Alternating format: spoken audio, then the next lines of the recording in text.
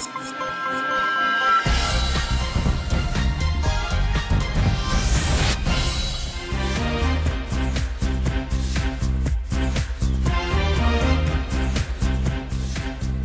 রাত ৯টায় বাংলাদেশে আপনাদের সবাইকে আমন্ত্রণ জানাচ্ছি। আমি ফারহানা রূপা এবং আমি আলী আশরাফ। শুরুতে জানাবো সংবাদ শিরোনাম। দেশে একদিনে সর্বোচ্চ ৬,৮৩০ করোনা রোগী শনাক্তের রেকর্ড, আরও ৫০ মৃত্যু, শনাক্তের হার ২৩.28।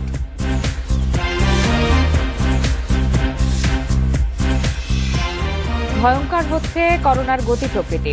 ঢাকার বাইরেও ছড়িয়েছে উচ্চ সংক্রমণ, পরিস্থিতিতে উদ্বিগ্ন গবেষকরা।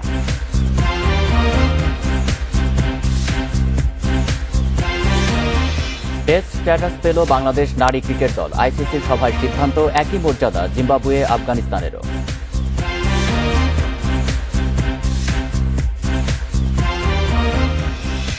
শুনছিলেন শিরোনাম, এবার বিস্তারিত। দেশে একদিনে সর্বোচ্চ ৬,৮৩০ জনের করোনা শনাক্তের রেকর্ড হয়েছে আজ। শনাক্তের হার ২৩.২৮%। মৃত্যু হয়েছে আরও ৫০ জনের। এ নিয়ে মোট প্রাণহানি ৯,১৫৫ জনের। তবে এত কিছুর পরও স্বাস্থ্যবিধি মানতে অনেকের মধ্যেই অনীহা। সামাজিক দূরত্ব মানা হচ্ছে না বাজার, দোকানপাট ও গণপরিবহনে। করোনা মহামারীকালের দ্বিতীয় ঢেউয়ের মুখে সারা দেশ। সংক্রমণ ঠেকাতে সামাজিক দূরত্ব রাখা, জনসমাগম এড়িয়ে চলা, মাস্ক পরাসহ ১৮ দফার নির্দেশনা দিয়েছে সরকার। তবে এসব মানার বালাই নেই রাজধানীর কারওয়ান বাজারে। সারাদিনই থাকছে নগরবাসীর ভিড়, মুখে মাস্ক না পরে চলছে বেচাকেনা।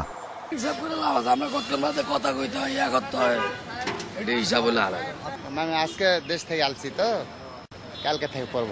মাস্ক জরুরি ঠিক আছে, কিন্তু সবসময় মাস্ক পরে চাইলে কথাবার্তা বললে মানুষ বুঝাও পারে না। হয়তো এটা আমি বললাম আর একটা শোনে। সিগারেট খেলাম তো ভালো। মুদি দোকানে ৩ ফুট পর পর ক্রেতা দাঁড়ানোর কথা থাকলেও তা শুধু কাগজে কলমে। মেনটেন করতেছি বলতে আমরা ধরেন মাস্ক পরাটা বেশি প্রয়োজন। বের হইলে মাস্ক নিয়ে বের হইতে হবে। মুখে তো মাস্ক এখন আমি ব্যবহার করি না, খাওয়াতে উঠছি কেবল। এখন এই সম্ভাবনারও আসছে, তাই ব্যবহার করি না। বিনোদন কেন্দ্র বন্ধ করার পর শুক্রবার হাতির ঝিলের ছবি দেখে বোঝার উপায় নেই করোনা মহামারী চলছে। স্বাস্থ্য অধিদপ্তরের তথ্য অনুযায়ী ২৮ মার্চ থেকে করোনা আক্রান্তের সংখ্যা ৫,০০০-এর ওপরে। শুক্রবারে নতুন করে আক্রান্ত ৬,৮৩০ জন, যা এ পর্যন্ত একদিনে সর্বোচ্চ সংক্রমণের রেকর্ড। এতে দেশে করোনা আক্রান্তের সংখ্যা দাঁড়াল ৬,২৪,৫৯৪ জনে। আর গত ২৪ ঘণ্টায় মৃত্যু হয়েছে আরও ৫০ জনের। এতে মোট প্রাণহানি ৯,১৫৫ জনের। তীব্র সংক্রমিত রোগীর সংখ্যা যদি আরও বাড়ে, তাহলে কিন্তু হাসপাতাল ব্যবস্থাপনা পুরোপুরি বিপর্যয়ের মুখে পড়ে যাবে এবং অনেক রোগী চিকিৎসা না পেয়েই হয়তোবা মারা যেতে পারে। এদিকে গত ২৪ ঘণ্টায় সুস্থ হয়েছেন আরও ২,৪৭৩ জন। এ নিয়ে মোট সুস্থ ৫,৪৭,১১৩ জন। Shahriar Anirban, Independent News, Dhaka. করোনার নতুন ধরন ঠেকাতে বাংলাদেশ সহ ৪ দেশের নাগরিকদের যুক্তরাজ্যে প্রবেশে নিষেধাজ্ঞা দিয়েছে দেশটির সরকার। ৯ এপ্রিল থেকে এই নিষেধাজ্ঞা কার্যকর হবে। বাকি দেশগুলো হল পাকিস্তান, ফিলিপাইন এবং কেনিয়া। যুক্তরাজ্য জানিয়েছে এই ৪ দেশকে লাল তালিকাভুক্ত করা হয়েছে এবং এই দেশগুলোর নাগরিকরা যুক্তরাজ্যে প্রবেশ করতে পারবেন না। একই সঙ্গে গত ১০ দিনের মধ্যে যারা এই ৪ দেশে ভ্রমণ করেছেন কিংবা ট্রানজিট নিয়েছেন তারাও যুক্তরাজ্যে প্রবেশ করতে পারবেন না। তবে যুক্তরাজ্যের নাগরিক এবং যাদের যুক্তরাজ্যে রেসিডেন্স ভিসা এবং দীর্ঘমেয়াদের ভিসা আছে তারা প্রবেশ করতে পারবেন। তবে তাদেরকে নির্ধারিত বিমানবন্দর দিয়ে প্রবেশ করতে হবে এবং ১০ দিনের কোয়ারেন্টিনে থাকতে হবে। এই ৪ দেশের সঙ্গে বিমান চলাচল বন্ধ করা হয়নি বলেও জানিয়েছে যুক্তরাজ্য। দিন দিন ভয়ঙ্কর হচ্ছে করোনা ভাইরাসের গতি প্রকৃতি। লাফিয়ে লাফিয়ে বাড়ছে শনাক্তের হার। স্বাস্থ্য অধিদপ্তরের হিসেবে রোগী শনাক্তের হার ২৩ ভাগ হলেও রাজধানীর অনেক ল্যাবে তা ৩৫ থেকে ৬৫ ভাগ। অথচ ১ মাস আগেই এই হার ছিল ১০ ভাগেরও কম। পরিস্থিতিকে যুক্তরাজ্যের চেয়েও ভয়াবহ বলছেন গবেষকেরা। ২৯ মার্চ সোহরাওয়ার্দী মেডিকেল কলেজ হাসপাতালে ১৮৮ নমুনা পরীক্ষায় করোনা রোগী শনাক্ত ১০৯ জন। শনাক্তের হার ৫৮, অর্থাৎ প্রতি ১০০টি নমুনা পরীক্ষায় ৫৮ রোগী শনাক্ত। বুধবার মুগদা মেডিকেলেও ১৮৮ নমুনা পরীক্ষায় ১০২ জনের করোনা ধরা পড়ে। শনাক্তের হার ৫৪। রোগী যদি এইভাবে অবলীলায় আরো বাড়তে থাকে তাহলে জনদুর্ভোগ কিন্তু চরমে পৌঁছাবে। সুতরাং এক্ষুনি এটি অত্যন্ত কঠিন পদক্ষেপ নেওয়া উচিত যাতে আর কোনো রোগীর সংখ্যা না বাড়ে। একই দিনে বেসরকারি ইম্পালস হাসপাতালে 108 নমুনা পরীক্ষায় 72 জন করোনা রোগী শনাক্ত। AMZ হাসপাতালেও শনাক্তের হার 60 থেকে 65%। বাংলাদেশের পরিস্থিতি বর্তমানে যুক্তরাজ্যের দ্বিতীয় ওয়েভের চেয়ে ভয়াবহ। তার কারণ হচ্ছে আপনারা যদি দেখেন যে 2-3 তারিখে আমাদের বাংলাদেশে কিন্তু 500 প্রতিদিন রোগ শনাক্তের সংখ্যা ছিল। এখন সেটা 22-23 দিনের ভেতরে পৌঁছে গেল কততে? 5000-এর ওপরে। যেসব ল্যাবে বিদেশগামী বা অন্য কোনো প্রয়োজনে করোনা পরীক্ষা দরকার সেখানে করোনা শনাক্তের হার 20 থেকে 25% মতো, আর যেসব ল্যাবে করোনা সন্দেহে নমুনা পরীক্ষা হয় সেখানে শনাক্তের হার 35 থেকে 65। গত 20 দিনে করোনা সংক্রমণের হার সেটা এত বেশি বৃদ্ধি পেল, ড্রামাটিক ওয়েতে বৃদ্ধি পেল। এভরিডে যদি 500-1000 লোক আসে হাসপাতালে, তাহলে তো আমরা এই সারা ঢাকা শহরে হাসপাতাল তৈরি করে ফেলে সারা ঢাকা শহরকে হসপিটালে কনভার্ট করলেও আমরা এই লোক জায়গা দিতে পারবো না। এই কাজেই যেখান থেকে উৎপত্তি হচ্ছে সেই জায়গাগুলো কন্ট্রোল করতে হবে। ঢাকার বাইরেও ছড়িয়েছে উচ্চ সংক্রমণ। 4 জেলায় করোনা শনাক্তের হার 25%-এর বেশি। মৌলভীবাজারে তা প্রায় 30%। Hasan Misbah, independent News, Dhaka. স্বাস্থ্যবিধি উপেক্ষা করেই সারা দেশে অনুষ্ঠিত হলো মেডিকেল ভর্তি পরীক্ষা। 19টি কেন্দ্রের 55টি ভেন্যুতে পরীক্ষায় অংশ নেয় 1,22,874 শিক্ষার্থী। পরীক্ষার আগে ও পরে কেন্দ্রের সামনে ছিল অভিভাবকদের উপচে পড়া ভিড়। তবে নিয়ম মেনে পরীক্ষার্থীদের কেন্দ্রে প্রবেশ করানো হলেও বাইরে কেউই স্বাস্থ্যবিধির তোয়াক্কা করেননি। করোনার উচ্চ সংক্রমণের সময়ে পরীক্ষা নেয়ার বিষয়ে অনেকের মধ্যে মিশ্র প্রতিক্রিয়া দেখা গেছে। মেডিকেল ভর্তি পরীক্ষা শেষে রাজধানীর তিতুমির কলেজের সামনের রাস্তার চিত্র এটি। পুরো সড়ক জুড়ে মানুষের উপচে পড়া ভিড়, কেউই মানছেন না স্বাস্থ্যবিধি। শুক্রবার ভর্তি পরীক্ষা অনুষ্ঠিত হওয়া ঢাকা, রাজশাহী, সিলেট, বরিশাল সহ সারা দেশের 55 কেন্দ্রের অধিকাংশেই হয়েছে প্রচুর জনসমাগম, মানা হয়নি স্বাস্থ্যবিধি। সকাল 10টায় ভর্তি পরীক্ষা শুরু হলেও সরকারি নির্দেশনা মেনে 8টার মধ্যেই পরীক্ষা কেন্দ্রে উপস্থিত হন অধিকাংশ শিক্ষার্থী। তাপমাত্রা পরীক্ষা করে স্বাস্থ্যবিধি মেনেই কেন্দ্রে ঢোকানো হয় শিক্ষার্থীদের। তবে গণপরিবহনে অর্ধেক যাত্রী নেয়ার নির্দেশনা থাকায় কেন্দ্রে আসতে অনেকেই ভোগান্তিতে পড়েন। কেন্দ্রের বাইরে অভিভাবকরা মানেননি স্বাস্থ্যবিধি। পরীক্ষাটা হয়ে যাক, সপ্তাহখানেক ওয়েট করেন, কি হারে যে পরিস্থিতি বাড়বে। একটা অনিয়মের মধ্যে আমরা অবস্থান করতেছি। এই অবস্থায় পরীক্ষা হয়তো বা পিছায় দিলে সরকারের একটু ভালো, আমাদের হয়তো একটু ভালো হতো। অনেকের বাসা দূর দূরান্ত, ট্রান্সপোর্টের একটা আছে, পড়াশোনার একটা প্রিপারেশন আছে, সবকিছু মিলে একটা কষ্টসাধ্য ব্যাপার হয়ে গেছে। তবে অনেকদিন পর পরীক্ষায় অংশ নিয়ে খুশি শিক্ষার্থীরা। আমাদের যেহেতু এসএসসি এক্সামটাও হয় নাই, প্লাস হচ্ছে অনেকে প্রিপারেশন নিচ্ছিল বারবার করে, পিছানোর কারণে অনেকে হতাশে পড়ে যাচ্ছিল। এক্সামটা নেওয়ার কারণে আমার মনে হয় ভালো হয়েছে মোটামুটি। হ্যান্ড স্যানিটাইজার মোটামুটি ছিল না, যদি হ্যান্ড স্যানিটাইজার আমাদের বেস্ট হতো, কারণ ইভেন আমরা যখন হলে ছিলাম অনেকেই হাত চিকিৎসা দিতে পারি, যদি তাদেরকে হ্যান্ড স্যানিটাইজারের ব্যবস্থা থাকতো তাহলে আমাদের উপকার হতো। এখানে জীবনেও কার মধ্যে 3 ফুট বা অ্যাটলিস্ট 6 ফুট দূরত্ব তো নাই। এখন পরীক্ষা হওয়ার ছিল, স্বাস্থ্য সরকার পরীক্ষা নিয়ে নিছে, আমাদের তো কিছু করার নেই, অবশ্যই পরীক্ষা দিতে আসা লাগতো আমাদের। উচ্চ সংক্রমণের মধ্যেই ভর্তি পরীক্ষায় স্বাস্থ্যবিধি না মেনে জনসমাগমের কারণে করোনার ঝুঁকি আরও বাড়তে পারে বলে আশঙ্কা পরীক্ষার্থী অভিভাবকদের। Biprajit Chanda, Independent News, Dhaka. লঞ্চে অর্ধেক যাত্রী বহনে সরকারি নির্দেশনার বাস্তবায়ন নেই সদরঘাট লঞ্চ টার্মিনালে। সব লঞ্চের ডেকেই আগের মতো ঠাসাঠাসি ভিড়। এ অবস্থায়ও বাড়তি ভাড়ার অভিযোগ যাত্রীদের। লঞ্চ মালিকরা বলছেন সরকারি নির্দেশনা বাস্তবায়নে সময় লাগবে আরও কয়েকদিন। করোনা সতর্কতায় বাস, ট্রেনের পর লঞ্চে অর্ধেক যাত্রী বহনের নির্দেশনা আসে বৃহস্পতিবার। সরকারি আদেশের দ্বিতীয় দিন শুক্রবারও লঞ্চে মানা হয়নি এ নির্দেশনা। অর্ধেক যাত্রী বহন না করলেও অনেক লঞ্চে বাড়তি ভাড়া চাওয়া হচ্ছে বলে অভিযোগ যাত্রীদের। 750 টাকা না 500 টাকা দেবো আমরা, কিন্তু যাত্রী তো কম উঠতে হবে। ডাবল যাত্রী, আমি তো সিটই পাই নাই। লঞ্চের ডেকে বসা যাত্রীদের বেশিরভাগই নিম্ন আয়ের, তাই বাড়তি ভাড়া তাদের পক্ষে দেওয়া সম্ভব নয় বলে জানান যাত্রীরা।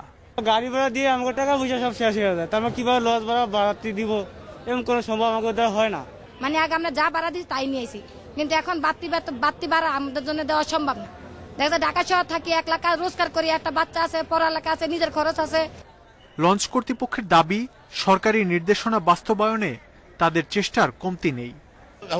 বসছে এখন জাহাজ ছাড়ার পরে ওরা সিস্টেম করবে, আমাদের আনসার বাহিনী আছে, আনসার বাহিনীরা ওইভাবে তাদেরকে বসাবে। 60% ভাড়া দিবেন, আস্তে আস্তে আস্তে আস্তে যাত্রীকে এটা সয় নিতে হবে। একবারে 60% হয়তো যাত্রীর কাছে, প্যাসেঞ্জারের কাছ থেকে ভাড়া আমরা আদায় করতে পারবো না। লঞ্চ যাত্রায় সবাইকে স্বাস্থ্যবিধি মানার অনুরোধ জানিয়েছে বিআইডব্লিউটিএ। মাহমুদ শরীফ, ইন্ডিপেন্ডেন্ট নিউজ, ঢাকা। অবিলম্বে সরকারের পদত্যাগ চেয়ে নিরপেক্ষ নির্দলীয় নির্বাচন কমিশনের অধীনে নির্বাচন দাবি করেছেন বিএনপি মহাসচিব মির্জা ফখরুল ইসলাম আলমগীর। শুক্রবার উত্তরার বাসভবনে এক ভার্চুয়াল সংবাদ সম্মেলনে এ দাবি জানান তিনি। সরকারকে অবিলম্বে পদত্যাগ করে একটি নিরপেক্ষ সরকারের হাতে ক্ষমতা হস্তান্তর করে নিরপেক্ষ নির্বাচন কমিশনের পরিচালনায় জাতীয় সংসদ নির্বাচনের আহ্বান জানাচ্ছি। বেআইনি সরকারকে সরিয়ে জনগণের পার্লামেন্ট ও সরকার গঠনের লক্ষ্যে দেশের সকল গণতান্ত্রিক দল, সংগঠন ও ব্যক্তিকে ঐক্যবদ্ধ হয়ে দুর্বার গণ আন্দোলন গড়ে তুলবার জন্য আহ্বান জানাচ্ছি। নিজ সন্তানকে বিমানবন্দরে ফেলে রেখে পালিয়েছেন মা। সকালে হযরত শাহজালাল আন্তর্জাতিক বিমানবন্দরে ঘটেছে এই ঘটনা। নিরাপত্তা কর্মীরা বলছেন, সৌদি ফেরত ওই মা সকালে কন্যা সন্তানটিকে ফেলে পালিয়ে যান। শিশুটিকে নিজেদের কাছে রেখেছে বিমানবন্দর পুলিশ। 8 মাসের ছোট্ট শিশু, নাম পরিচয় জানে না কেউ। বৃহস্পতিবার সৌদি এয়ারলাইন্সের একটি ফ্লাইটে মায়ের সঙ্গে দেশে এসেছে। জন্মের পর প্রথম দেশে এসে যে ঠিকানা হারাতে হবে তা জানা ছিল কার? বিমানবন্দরের নিরাপত্তা কাজে নিয়োজিত কর্মীদের দেওয়া তথ্য অনুযায়ী বৃহস্পতিবার রাত 2টায় মায়ের সঙ্গে দেশে আসে শিশুটি। সকাল 8টা পর্যন্ত মায়ের সঙ্গেই ছিল সে। সকালে হঠাৎ উধাও হয়ে যায় মা। আমি জানি না, আমি বললো যে অন্য বাচ্চা, আমি কি তা করবো? পরে আমারও তো মাথা নষ্ট, আমি বাড়ি যাই পারিনি এখনো, কালকে এবার ওর মতো বাচ্চা রেখে চলে গেছে। সৌদিতে থাকা অবস্থায় বিবাহ বন্ধনে আবদ্ধ হন মা। পরিবারের অগোচরে বিয়ে করায় গ্রামের বাড়িতে সন্তান নিয়ে ফেরার দ্বিধাদ্বন্দ্ব থেকে এমন ঘটনা ঘটতে পারে বলে ধারণা পুলিশের। সাথে একজন সহযাত্রী ছিলেন, তার নাম আসমা, তার সাথে আমরা কথা বলি। তিনি বলেন যে সৌদি আরব থেকে এই নারী যাত্রী আসছেন এবং তিনি তাকে জানিয়েছেন যে ওখানে তার একটি বিয়ে হয়, বিয়ের পরে এই বাচ্চাটি জন্মগ্রহণ করে। পরবর্তীতে ওই স্বামীর সাথে তার আর ছাড়াছাড়ি হয়ে যায়, ফলে সে এখনই একটা দোটানায় পড়ে যে এই বাচ্চা শিশুটাকে নিয়ে সে বাড়িতে যেতে পারবে কিনা। সিসি ফুটেজ দেখে মাকে শনাক্ত করার চেষ্টা হচ্ছে বলে জানিয়েছে police. Suman Tanvir, independent News, Dhaka. রাজধানীর বাজারে চড়া মাংসের দাম। গরুর মাংস বিক্রি হচ্ছে 600 টাকা আর খাসির মাংসের কেজি 900 টাকা। এমন বাড়তি দামে ক্ষুব্ধ ক্রেতারা। এদিকে বেড়েছে লেবুর দামও, তবে কিছুটা কমেছে মুরগির দাম। কিছুদিন পরই রোজা, এমনিতেই চাল, ভোজ্য তেল, চিনির চড়া দামে সীমিত আয়ের মানুষ অস্বস্তির মধ্যে রয়েছে। এ সুযোগে মাংসের দামও বাড়িয়ে দিয়েছেন ব্যবসায়ীরা। প্রায় সব বাজারেই গরুর মাংস বিক্রি হচ্ছে 600 টাকায় আর খাসির মাংসের কেজি 900 টাকা। বিক্রেতারা নানা অজুহাত দিলেও ক্রেতারা তা মানতে নারাজ। করোনার মধ্যে সবাই কিন্তু আসলে ফিনান্সিয়াল একটা প্রেশারের মধ্যে আছে। হ্যাঁ, তার মধ্যে যদি দৈনিক যে আমরা যে জিনিসগুলি ইউজ করছি সেটা যদি দাম বেড়ে যায়, সেটা এডিশনাল প্রেশার হচ্ছে। 1000 টাকা নিয়ে এসেছিলাম 2 কেজি মাংস কেনার জন্য, 1000 টাকা দিল না, কিনতে পারলাম না। সরকারি সংস্থা টিসিবিও পণ্যের দাম বাড়িয়েছে। তারপরও গতকাল সংসদে বাণিজ্যমন্ত্রী টিপু মুনশির দাবি, নিত্যপণ্যের মূল্য সহনীয় পর্যায়ে রয়েছে, কিন্তু বাজারে তার কোনো লক্ষণই নেই। নিত্যপণ্য না হলেও এখন লেবু কিনতে হচ্ছে প্রতিটি 10 থেকে 20 টাকায়। বাজার নিয়ন্ত্রণে সরকারি তদারকির অভাবকে দুষছেন ভোক্তারা। আসলে তো সমমূল্যের মধ্যে নাই, মানুষের সীমা সহ্যের বাইরে চলে যাচ্ছে। আসলে যে বাজারের মধ্যে আপনার দরকার, এই বোট রাখা দরকার, যে এই মালের দাম এত, এরকম কোনো নাই তো। হ্যাঁ, তবে সপ্তাহের ব্যবধানে কেজিতে প্রায় 20 টাকা কমেছে মুরগির দাম। সোনালী মুরগি বিক্রি হচ্ছে 320 থেকে 330 টাকায় আর ব্রয়লারের কেজি 155 টাকা। Shahid Ahmed, Independent News, Dhaka. বঙ্গবন্ধু কাবাডি আন্তর্জাতিক টুর্নামেন্টে অপরাজিত চ্যাম্পিয়ন বাংলাদেশ। ফাইনালে কেনিয়াকে হারালো 34-28 পয়েন্টে। প্রথমবারের মতো কোনো আন্তর্জাতিক ট্রফি জিতল বাংলাদেশ কাবাডি দল। ম্যাচের শুরু থেকেই কেনিয়া অসাধারণ পারফরমেন্সে নজর কেড়েছে সবার, তবে দিনটা পক্ষে ছিল না তাদের। প্রথমার্ধে 18-10 করে শুরুটা ভালো হয়নি বাংলাদেশের। দ্বিতীয়ার্ধে দুর্দান্ত কামব্যাক লাল সবুজের, দুটি লোনা সহ 24 পয়েন্ট আদায় করে নেয় সাজুরাম গয়াতের দল। লাল সবুজদের মনিরুল তরফদার জয়ের অন্যতম কারিগর। কেনিয়ার আক্রমণের ঝড়ঝাপটা একাই রুখে দেন মনিরুল। অন্যদিকে আরশাদুজ্জামানের রেড নাস্তানাবুদ কেনিয়া, বাংলাদেশ ম্যাচ জেতে 34-28 পয়েন্ট ব্যবধানে। ছেলেদের 20 বছর পর টেস্ট স্ট্যাটাস পেল বাংলাদেশ নারী ক্রিকেট দল। আইসিসির সভায় সিদ্ধান্ত হয়েছে পূর্ণ সদস্যের দেশগুলোর নারী দলকে টেস্ট মর্যাদা দেয়ার। বিসিবি নারী উইং এর চেয়ারম্যান শফিউল আলম নাদেল মনে করেন বাংলাদেশ দল প্রস্তুত টেস্ট চ্যালেঞ্জের জন্য। এমন স্বীকৃতিতে সম্মানিত নারী দলের সদস্যরা। জাহানারাদের এমন হাসি নিশ্চয়ই আরো চড়া হয়েছে। কাঁধে কাঁধ মিলিয়ে বড় দায়িত্ব নেওয়ার সময় এসেছে। সালমা রুমানাদের মতো সিনিয়রদের আভিজাত ফরম্যাটে খেলার আক্ষেপ দূর হওয়া সময়ের অপেক্ষা। কর্তা, কোচিং স্টাফ, ক্রিকেটার সবাই মিলে বড় চ্যালেঞ্জ নেয়ার পালা। আইসিসির সভাতে বাংলাদেশ নারী দলকে দেয়া হয়েছে সুখবর। 10 দলের সাথে আরো 3 দলকে যুক্ত করা হয়েছে টেস্ট আঙিনায়। পূর্ণ সদস্যের জিম্বাবুয়ে, আফগানিস্তানের সাথে টেস্ট খেলার ছাড়পত্র পেয়েছে বাংলাদেশ। শুধু তাই নয়, এখন থেকে বিশ্বকাপে খেলতে বাছাই পর্বে অংশ নিতে হবে না টাইগ্রেসদের। খেলোয়াড়রা জানে যে তাদেরকে টেস্ট স্ট্যাটাস অর্জন করার জন্য যা যা প্রয়োজন সেটা করতে হবে, এবং আমরা বোর্ড ওমেন্স উইং থেকে আমরা সেই কাজগুলো করে যাচ্ছিলাম। এখন যেহেতু আইসিসি এই সুযোগটা আমাদেরকে দিয়ে দিয়েছে, আমরা লঙ্গার ভার্সনের টুর্নামেন্ট আয়োজন করব। 2018 এশিয়া কাপ জয় বাংলাদেশ নারী দলের সেরা অর্জন। এরপর একের পর এক ব্যর্থতা। বিশ্বকাপের পারফরম্যান্স প্রশ্নবিদ্ধ। ঘরোয়া ক্রিকেটেও আছে হতাশা।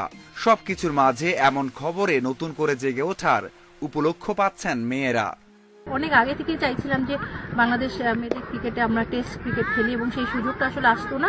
তবে এতদিন পর পেয়েছি। আশা করছি যে বাংলাদেশ যখন টেস্ট খেলা শুরু করবে খুব ভালো করবে টেস্ট আঙিনায়। টেস্ট প্লেয়ার হিসেবে ভাবতে আমাদের ফিলিংসটাই অন্যরকম হয়ে যায়। আমরা এই টেস্ট স্ট্যাটাসের মাধ্যমে আমাদের ক্রিকেটটাকে অনেক দূর এগিয়ে নিয়ে যেতে চাই। টেস্টের মর্যাদা পাওয়াই এগিয়ে যাবে নারী ক্রিকেট। আইসিসির এমন সিদ্ধান্তে বাংলাদেশের অবকাঠামোর সাথে নারী ক্রিকেটের গুরুত্ব বাড়বে অনেক। নারীদের ক্রিকেটাররা টেস্ট স্ট্যাটাস পেয়েছে, হুইচ ইজ গুড। আমার কাছে মনে হয় এখন থেকে নারী ক্রিকেটাররা অনেক বেশি বেশি ম্যাচ খেলতে পারবে। ফার্স্ট ক্লাস ক্রিকেটও অ্যারেঞ্জ করা হয় না অনেকদিন ধরে। ক্রিকেট বোর্ড এটাও পদক্ষেপ নেবে। 10 বছর আগে যুক্তরাষ্ট্রকে হারিয়ে ওয়ানডে স্ট্যাটাস পেয়েছিল বাংলাদেশ। Mazharul Islam, independent news.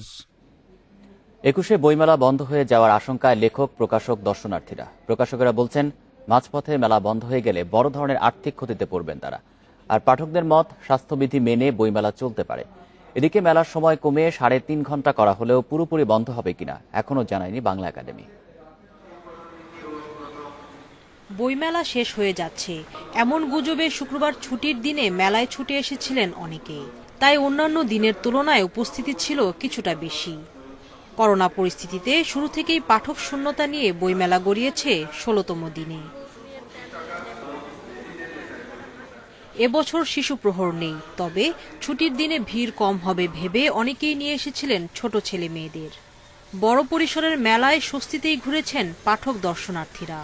দেশের করোনা পরিস্থিতি খারাপ হলেও স্বাস্থ্যবিধি মেনে মেলা চালু রাখার পক্ষে অনেকেই।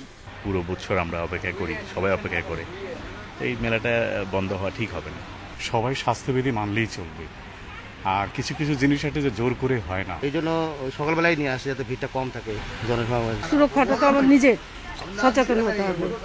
মাঝপথে বইমেলা বন্ধ করা ঠিক হবে না বলে মনে করছেন লেখক, প্রকাশকেরা। আশঙ্কায় নতুন বই ছাপানোর কাজ থামিয়ে রেখেছেন অনেকে।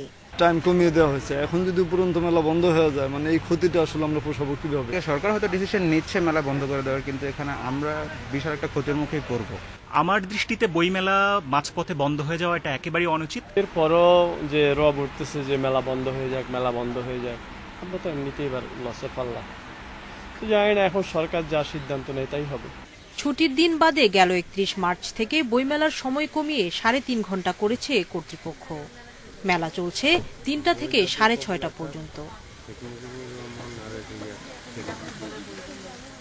সুলতানা জাহান মিতু, ইন্ডিপেন্ডেন্ট নিউজ, ঢাকা। এই ছিল রাত 9টায় বাংলাদেশে। সাথে থাকার জন্য সবাইকে ধন্যবাদ।